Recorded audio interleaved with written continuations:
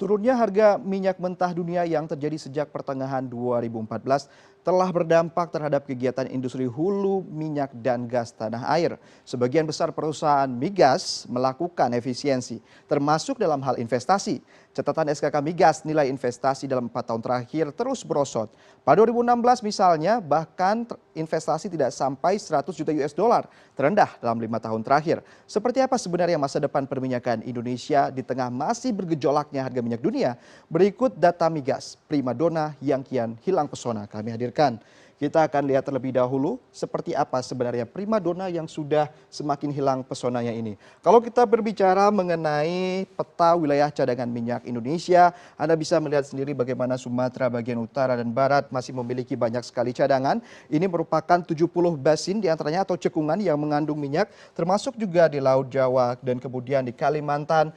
Tidak terkecuali Sulawesi dan juga ada di perairan Maluku seperti itu dan Natuna. Ini merupakan wilayah-wilayah yang memiliki cadangan minyak yang berpotensi mencapai 7,1 miliar barrel seperti itu. Dan di wilayah ini sendiri sebenarnya belum benar-benar terjamah. Kenapa? Berikut kami hadirkan sejumlah datanya. Kenapa sebenarnya wilayah-wilayah yang masih memiliki potensi cadangan yang cukup tinggi ini kurang terjamah oleh para investor. Wilayah eksplorasi cadangan memang berkurang kalau kita perhatikan seperti apa wilayah kerjanya.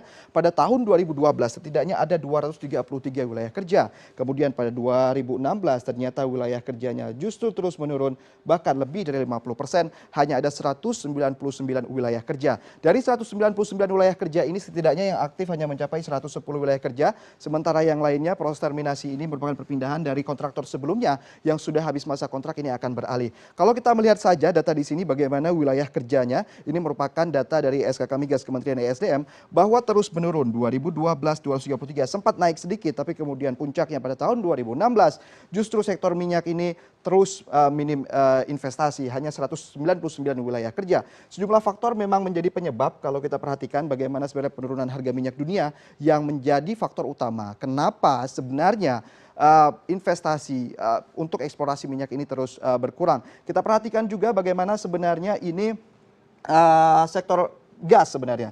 Sektor gas juga kalau kita perhatikan dan minyak, cadangan minyak bumi diperhatikan dari sampai 2016 justru berkurang hanya mencapai 3,3 miliar barrel saja. Sementara gas itu kalau kita perhatikan memang cukup masih berada dalam fase yang stabil seperti itu, mencapai 101 tera standar kubik feet. Ini tera standar kubik feet ini artinya memang masih berada dalam jumlah yang cukup baik sebenarnya dari Indonesia, walaupun kita melihat bagaimana investasinya terus berkurang. Kenapa sebenarnya penyebabnya? Kalau kita perhatikan dari tahun 2012 sektor migas ini terus decline dalam wilayah eksplorasi cadangan minyak, ya begitu juga dengan cadangan gas.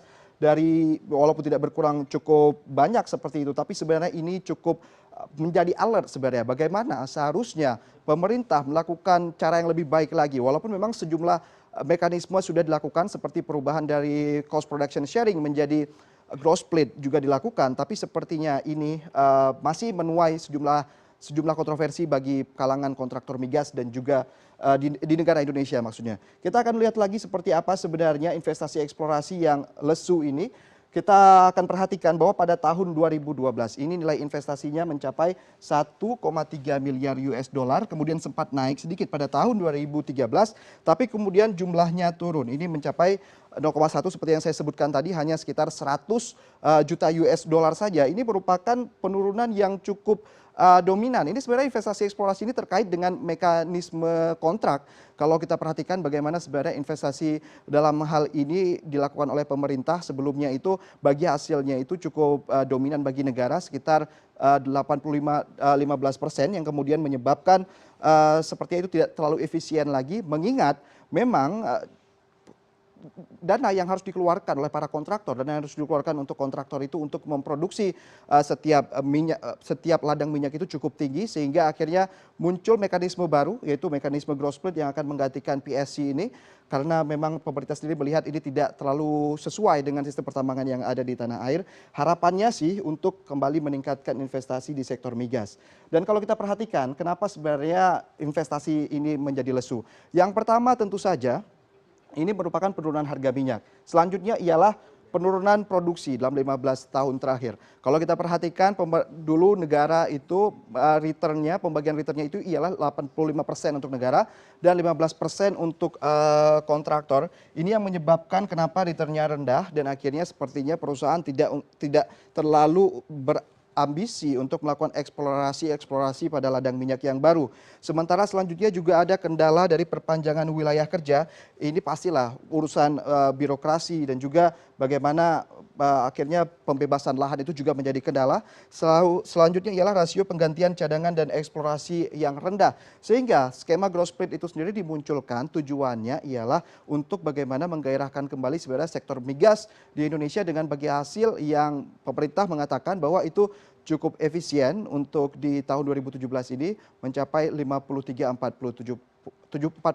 Namun seperti apa sebenarnya nanti industri migas Indonesia, kita harus melihat terlebih dahulu seperti apa sebenarnya. Apakah ini benar-benar terserap dengan baik oleh para kontraktor minyak dan juga diakomodir oleh para pemerintah.